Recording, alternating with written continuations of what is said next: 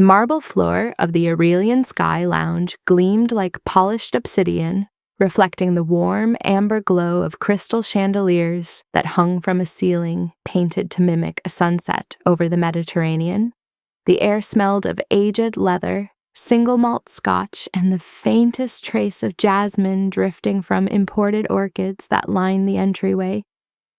Soft jazz floated through hidden speakers, the kind of music that didn't ask for attention but rewarded those who gave it. And in the middle of all that quiet luxury, a tall black man in a faded gray hoodie and worn denim jeans was being shoved hard toward the exit. His shoulder slammed into the brass-plated doorframe. A leather duffel bag tumbled from his hand, sliding across the floor, its contents, a worn leather notebook, a silver fountain pen, and a folded boarding pass, scattering across the marble like fallen leaves. The manager, a thin white man in a charcoal suit with a silk pocket square the color of dried blood, stood over him with his chest puffed out and his jaw clenched. "I told you 3 times. This lounge is for first-class passengers and members only. Get out before I call security." Patrons looked up from their crystal tumblers and leather chairs, some smirking, some pretending not to see.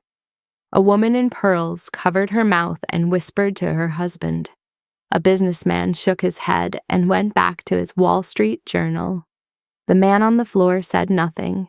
He simply looked up, his deep brown eyes calm, almost curious, like he was studying a strange specimen behind glass. He didn't flinch. He didn't raise his voice. He didn't reach for the phone in his pocket. He just slowly, methodically gathered his belongings and stood up to his full height. 6'2", broad shoulders, salt and pepper beard trimmed close to his jaw. And as he walked toward the door, he glanced once at the manager, gave the faintest hint of a smile, and said softly, "Remember my face." Man, what happened next? You're not gonna believe it. Stay with me, because this is one you're going to want to share with everyone you know. His name was Marcus Bellamy, 54 years old, born in a small town outside Birmingham, Alabama, where the summer heat clung to your skin like wet cotton and the smell of his grandmother's cornbread could be smelled 3 houses down. His grandmother, Miss Lula, raised him on a diet of Bible verses, hard work, and stories about Black entrepreneurs who built empires when the world told them they couldn't even own a sidewalk. She used to sit him on the porch in the evenings, her hands gnarled from decades of cleaning white folks' houses, and she'd say, "Marcus, baby, the world is going to underestimate you. Let them. While they're underestimating you, you build. You build quiet, you build steady, and when they finally see you, it'll be too late for them to stop you." Marcus took those words and he carried them like scripture.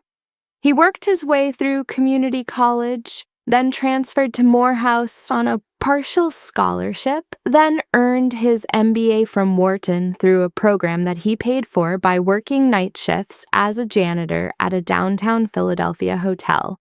It was in that hotel, scrubbing floors at 2 a.m, that Marcus first started studying the hospitality industry. He noticed everything.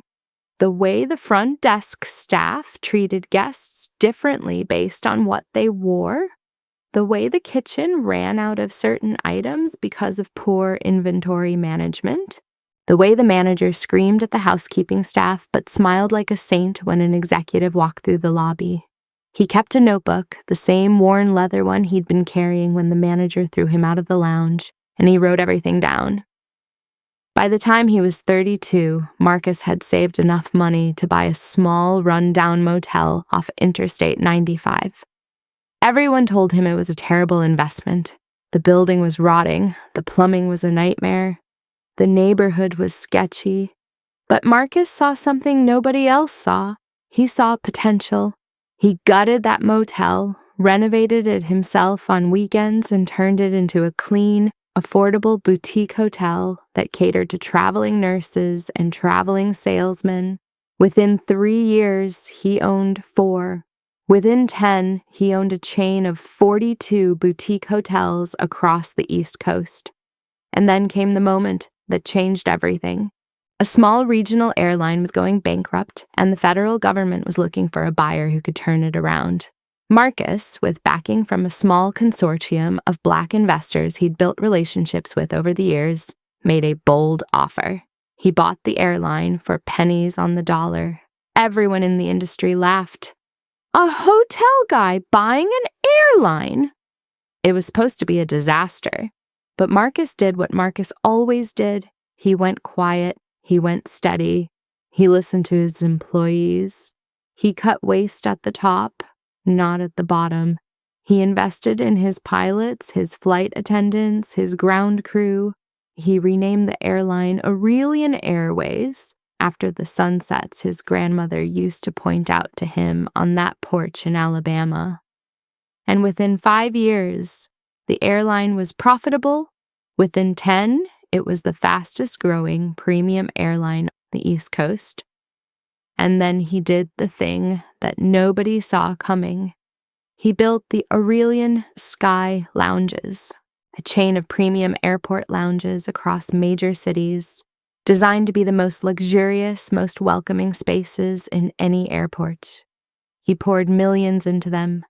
Italian marble, hand-stitched leather, custom artwork, world-class chefs, and every single lounge had a sign at the entrance, written in cursive gold lettering that read, "Hospitality is the great equalizer. All who enter are welcome here." Marcus had written those words himself. He dictated them to the design team during the original concept meeting. He believed in them down to his bones, because he remembered what it felt like to be the janitor cleaning floors while businessmen looked through him like he was made of glass. He remembered what it felt like to walk into rooms where people assumed he didn't belong. He'd built his entire empire on the belief that dignity wasn't something you earned by buying a first-class ticket. Dignity was something every human being deserved the moment they walked through the door. But empires, no matter how carefully built, are only as strong as the people running them.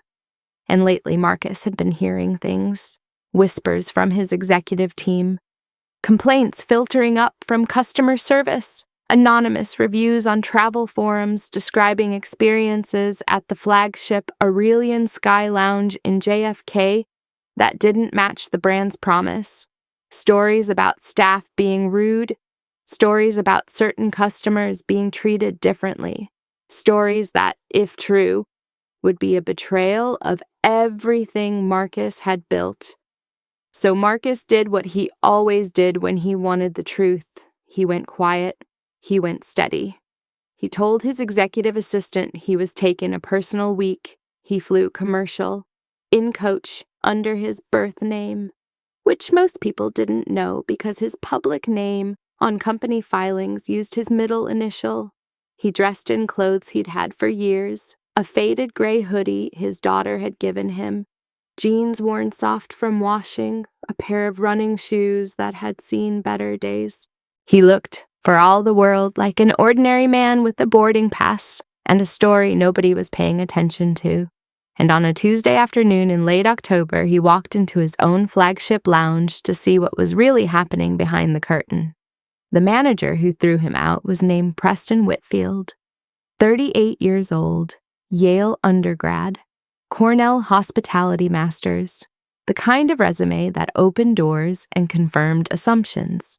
Preston had been hired 6 months earlier, brought in by a regional vice president who'd been impressed by his pedigree and his confident manner. Preston wore tailored suits, splashed on too much cologne, and had a habit of standing with his hands clasped behind his back like a maitre d' at a Michelin-starred restaurant. He liked to walk the floor of the lounge several times a day, scanning the patrons, evaluating who looked like they belonged and who didn't. He had a particular look he gave to certain customers. A tightening of the lips, a slight raise of the eyebrows, a polite but cold smile that meant, "I see you and I'm watching." Marcus had walked through the entrance, swiped his Aurelian Airways app at the reader, the same app every customer used, and the system had beeped green, granting him access. He'd nodded to the receptionist, a young woman named Carla who was new and looked nervous. He'd walked into the main seating area, found a quiet corner, and settled into a leather chair near the window overlooking the runway. He pulled out his notebook. He pulled out his fountain pen. And he started writing observations. Within 10 minutes, Preston had spotted him. Preston walked over, his loafers clicking on the marble floor, and he stood at the edge of Marcus's chair with his hands clasped behind his back. "Excuse me, sir, may I see your boarding pass?" Marcus looked up, calm, and pulled the boarding pass from his notebook. He handed it over without a word. Preston studied it. The boarding pass was for an economy seat on an Aurelian flight to Atlanta later that evening. Preston handed it back with 2 fingers, like it was contaminated. "Sir, this lounge is for first class and business class passengers or members of our Aurelian elite program. You'll need to leave." Marcus held up his phone, showing the lounge access screen. "The app let me in. I have a guest pass that came with my booking." Preston barely glanced at the phone. "That must be a system error. I'm going to need you to leave." Marcus didn't argue. He simply nodded, started gathering his things, slowly, methodically, when Preston, perhaps annoyed by the calmness, perhaps embarrassed by the eyes that had started watching them, made the mistake that would end his career. He grabbed Marcus by the arm. He grabbed him hard. He yanked him out of the chair and started walking him toward the exit, hissing under his breath, "We don't need your kind in here causing problems." That's when the shove happened. That's when the duffel bag fell. That's when Marcus said, "Remember my face." And that's when Marcus walked out of his own lounge, climbed into a private car waiting outside, pulled out his phone, and made 3 calls. The first call was to his head of corporate security. The second was to his head of human resources. The third was to his personal lawyer. None of those calls were loud. None of them were angry. Marcus didn't operate that way. He simply gave instructions.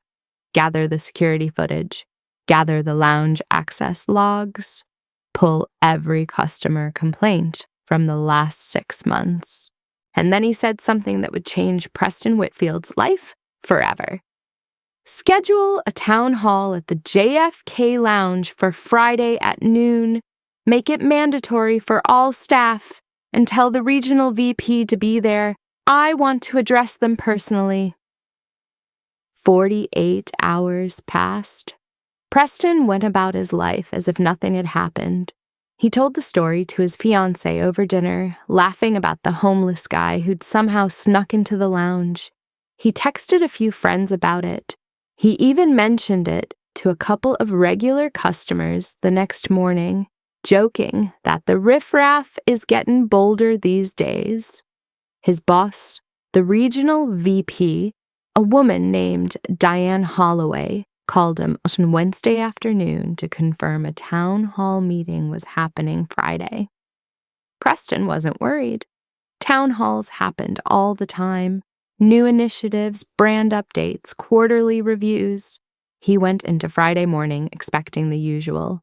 He arrived at the lounge in his sharpest suit, a navy blue Tom Ford with a crisp white pocket square. He greeted his staff with the kind of forced warmth that managers use when they want to seem approachable. He noticed the lounge had been temporarily closed to customers for the meeting, and he noticed something else, something that made his stomach tighten just a little. There were people in the back of the room he didn't recognize, men in dark suits with earpieces, a woman with a clipboard who looked like she was from corporate. And there was a small podium set up at the front of the room with the Aurelian Airways logo behind it. and 2 chairs flanking the podium like a small stage. Preston straightened his tie. He told himself everything was fine. The staff filed in slowly, 63 employees in total, ranging from receptionists to bartenders to housekeeping. They sat in the leather chairs and stood along the walls, murmuring quietly. Diane Holloway, the regional VP, walked to the podium. She was a tall woman in her 50s, sharp-featured, with the kind of presence that made rooms quiet on instinct. She tapped the microphone. The room fell silent. Thank you all for being here today. We have a very special guest, someone who very rarely makes public appearances, but who wanted to be here today to address all of you personally. Please welcome the founder, owner, and CEO of Aurelian Airways and the Aurelian Sky Lounges, Mr. Marcus Bellamy. Preston's blood went cold. Because the man who walked through the side door, the man who took the podium, the man who Diane Holloway gestured to with respect bordering on reverence, was the same man Preston had thrown out of the lounge 48 hours earlier. Same beard, same calm eyes, same height. But he wasn't wearing a hoodie now. He was wearing a perfectly tailored charcoal suit with a crisp white shirt and no tie. His cufflinks subtle silver, his shoes polished to a mirror shine. He looked in that moment exactly like what he was, a billionaire. Preston felt his knees lock. His mouth went dry. The lounge bartender, a young man named Diego, looked over at Preston and raised an eyebrow because Diego had been working the bar that Tuesday afternoon and had seen the whole thing. Marcus stepped to the podium. He looked out at the room. He didn't smile. He didn't frown. He just looked, and then he began to speak. My grandmother used to tell me a story about a man who built a great house. He built it with his own hands, brick by brick, over many years. He carved his name above the door. He filled it with everything beautiful. And then one day, he hired a man to greet his guests, and that man started turning people away at the door, deciding who deserved to enter the house and who didn't. The man who built the house came home one day and found his old friend standing on the front porch, refused entry. And the man who built the house realized something terrible. He realized the greeter had become the gatekeeper, and the house was no longer his. It belonged to the man at the door. The room was so silent Preston could hear his own heartbeat. Marcus continued. I built this lounge. I wrote the words above the door with my own hand. Hospitality is the great equalizer. All who enter are welcome here. I wrote those words because I remember what it feels like to be turned away. I remember what it feels like to have someone decide I don't belong. I remember what it feels like to have someone grab my arm and shove me out of a room I had every right to be in. I remember because it happened to me on Tuesday, in this lounge, by a man who works for me. A gasp rippled through the room. Heads turned. Eyes started searching, and they didn't have to search long because Preston was standing rigid, his face draining of color, his hands trembling at his sides. Marcus's eyes found him, and Marcus didn't look away. Mr. Whitfield, would you please come to the front of the room? Preston's legs felt like water. He didn't move. Marcus said it again, softer, almost gentle. Mr. Whitfield, please. Preston walked. 63 pairs of eyes followed him. He felt every step. He felt his heart pounding in his ears. He felt the cold sweat collecting under his collar. He stopped in front of the podium, and he forced himself to look at Marcus, and he tried to speak, but no words came out. Marcus turned to Diane Holloway and nodded. Diane pressed a button on a small remote. Behind Marcus, on a large screen that had been hidden behind a curtain, security footage began to play. It was Tuesday afternoon, time-stamped, high definition. The footage showed Marcus walking into the lounge, swiping his app, getting cleared by the system. It showed Marcus sitting down quietly with his notebook. It showed Preston approaching, demanding the boarding pass, dismissing the app, telling Marcus to leave. It showed Preston grabbing Marcus's arm. It showed the shove, the duffel bag falling, and the audio, captured by the high-end surveillance microphones Marcus had personally insisted be installed in every lounge, was crystal clear. "We don't need your kind in here causing problems." The room exploded with whispers. Several employees gasped audibly. One housekeeper, an older black woman named Miss Yvonne, shook her head slowly, her eyes filling with tears.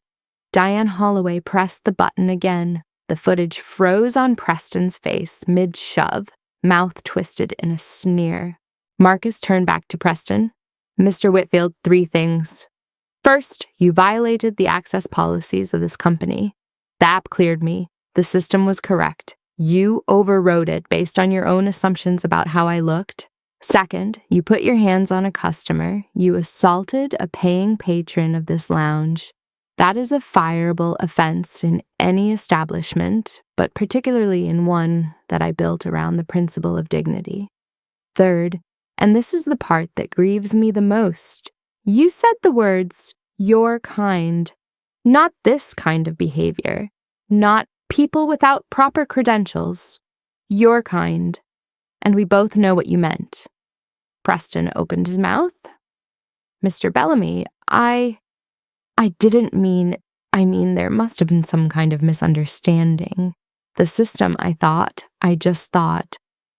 Marcus raised one hand gently, and Preston fell silent. "I'm not interested in your explanation. I've been listening to people like you explain themselves my whole life. What I'm interested in is accountability." Marcus turned to the room. "I want every employee in this lounge to understand something.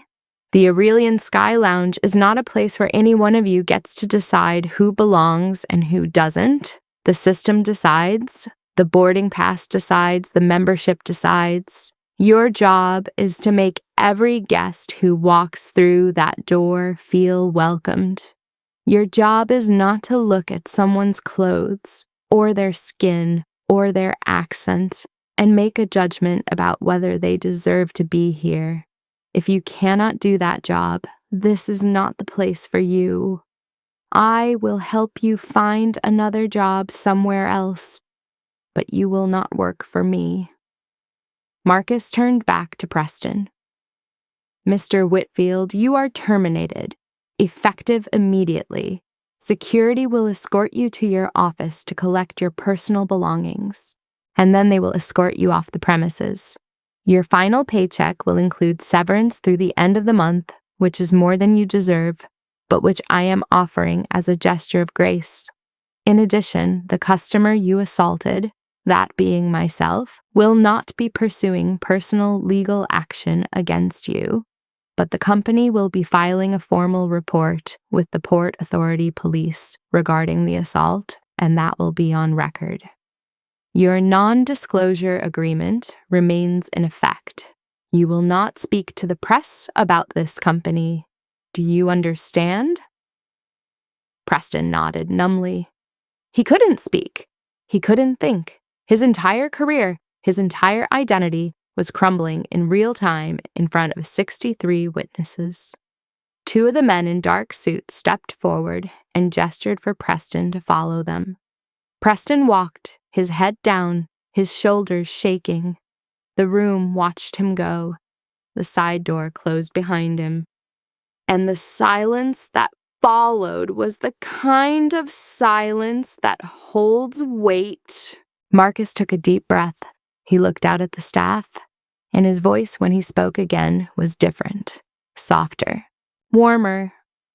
"I want to talk to all of you now, not as your boss, but as someone who started exactly where most of you are. I started as a janitor. I cleaned floors at the Marriott on Market Street in Philadelphia, 2 in the morning every morning for 3 years. I made minimum wage. I had holes in my shoes. I went home every night smelling like industrial cleaner and ammonia. And during those 3 years, I had managers who treated me like I was invisible. I had managers who treated me like I was less than human. I had one manager, a man named Tom, who used to make me clean up after his lunch even though it wasn't part of my job. He'd leave napkins on the floor on purpose just to see if I'd pick them up. And every time I picked them up, he'd smile this little smile like he'd won something. I never said a word to Tom. I just cleaned the floor, and I went home, and I wrote in my notebook. I wrote down everything I would do differently when I had the chance. And I want all of you to know, I see you. I see the receptionist who smiles at every guest, even when her feet are killing her. I see the bartender who remembers regulars' drinks. I see the housekeeper who stays an extra 15 minutes to make sure a room is perfect. I see all of you, and I built this company to be a place where people like you, people like me, get treated with dignity. Several employees were crying now. Ms. Yvonne, the older housekeeper, was openly wiping her eyes. Diego, the bartender, was nodding slowly, his jaw tight. Carla, the receptionist, the young woman who'd been so nervous on Tuesday, had her hand over her mouth. Marcus continued, I'm announcing today, effective immediately, 3 changes. First, every employee at every Aurelian Sky Lounge will be receiving a 15% raise. This is not bonus. This is a permanent adjustment to your salaries. You earn it. You deserve it. Second, we are creating a new position at every lounge called the guest advocate. This person will report directly to corporate, not to the local manager. Their job will be to ensure that every guest, regardless of class, ticket type, appearance, or background, is treated with the dignity our brand promises. Third, we are launching a new internal program called Lula's Ladder, named after my grandmother. It's a fully funded education and career development program for any Aurelian employee who wants to advance. We will pay for your community college. We will pay for your bachelor's degree. We will pay for your MBA if you want it. Because the next CEO of this company might be sitting in this room right now, and I refuse to let that future be limited by your current paycheck. The room erupted. People were on their feet, applauding, crying, hugging. Ms. Yvonne walked up to the podium, and she didn't say anything. She just took Marcus's hand in both of hers and squeezed. Marcus squeezed back. Diego stepped forward, his eyes glassy. Mr. Bellamy, I want you to know what happened on Tuesday. I saw the whole thing, and I should have said something, and I didn't, and I'm sorry. I told myself it wasn't my place, but it was my place. I just want you to know I'll never let it happen again. Marcus put a hand on Diego's shoulder. Diego, you're being honest with me right now, and that's what matters. Going forward, what's your name on the bar? Diego Martinez, sir. Diego Martinez, you are now the interim manager of this lounge until we hire a permanent replacement. And I'd like you to apply for the permanent role. I think you've got it in you. Diego's mouth fell open. Carla, the young receptionist, started clapping, and the whole room joined her. Outside the lounge, Preston Whitfield was being walked through the airport by 2 security guards, his head down, his Tom Ford suit suddenly looking less impressive than it had that morning. By the next day, the story had broken on social media. An anonymous employee had leaked a clip of the security footage and a brief description of what had happened at the town hall. Within 24 hours, the story had been picked up by every major news outlet in the country. The hashtag #RememberMyFace was trending on Twitter. Marcus did not give interviews. He did not make public statements beyond a brief written press release that thanked his employees and reaffirmed the company's values. He simply went back to work. But the story took on a life of its own. Customers flooded social media with their own stories of being treated with extraordinary kindness at Aurelian Sky lounges. Old footage surfaced of Marcus quietly paying off the medical debt of an employee's mother 3 years earlier. A pilot came forward to share that Marcus had personally called him to check in after his wife's cancer diagnosis. The brand, which had already been beloved, became something more. It became a symbol of what was possible when leadership truly believed in dignity, not as a marketing slogan, but as a way of life. Preston Whitfield, meanwhile, found himself unemployable. The story followed him. Every interview he tried to schedule fell through once HR pulled the public footage. His fiancée broke off the engagement 2 weeks later, citing differences in values. He moved out of his Manhattan apartment and back to his parents' house in Connecticut. He spent his days writing apology letters to every news outlet that would listen, none of which printed his words. He tried to start a consulting business. It failed.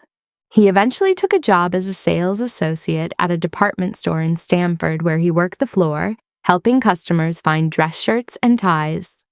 Sometimes when a black customer walked into the store, Preston felt his face flush, and he made himself walk over and offer assistance. Real assistance, with a real smile. It was the smallest possible penance. He knew it didn't undo what he'd done, but it was something. Marcus, for his part, did something nobody expected. 6 months after the incident, on a quiet Wednesday morning, he had his assistant call Preston Whitfield. Preston nearly dropped the phone. The assistant gave him an address and a time. Preston went terrified, expecting the worst. He arrived at a small coffee shop in Stamford, the kind of place with mismatched mugs and homemade muffins. Marcus was sitting at a corner table in jeans and a sweater, no entourage, no security. Preston sat down across from him. He couldn't meet Marcus's eyes. Marcus slid a cup of coffee across the table. "I wanted to talk to you, Preston. Just once, and then we'll never see each other again." Preston nodded. Marcus took a sip of his coffee. "I want to know why." Preston tried to explain. He stumbled through the words. He talked about his upbringing, about the assumptions he hadn't realized he was making, about how he'd convinced himself he was just enforcing rules. Marcus listened. He didn't interrupt. He just listened. When Preston finished, Marcus nodded slowly. "Preston, I'm going to tell you something my grandmother told me. She said the world is full of people who don't think they're racist, but who carry it inside them like a virus, and they pass it on every time they make a decision about who deserves dignity. The first step to healing is admitting you carry it. The second step is doing the daily work to fight it. I'm not asking you to be perfect. I'm asking you to be honest. Can you do that?" Preston nodded, tears in his eyes. "Yes, sir, I can." Marcus stood up. He left a 20 on the table. He looked down at Preston one last time. "Then live a better life, Preston. That's all any of us can do." And he walked out of the coffee shop, leaving Preston sitting alone with his coffee and his thoughts and the slow, dawning recognition that he had been forgiven, not by the world, but by the one man who had every reason to never forgive him at all.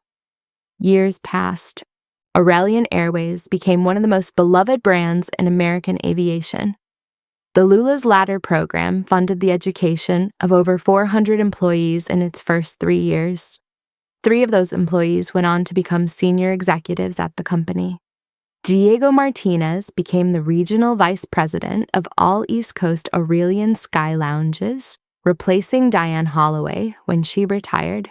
Ms. Yvonne, the housekeeper, retired with a full pension and a personal note from Marcus thanking her for 31 years of service.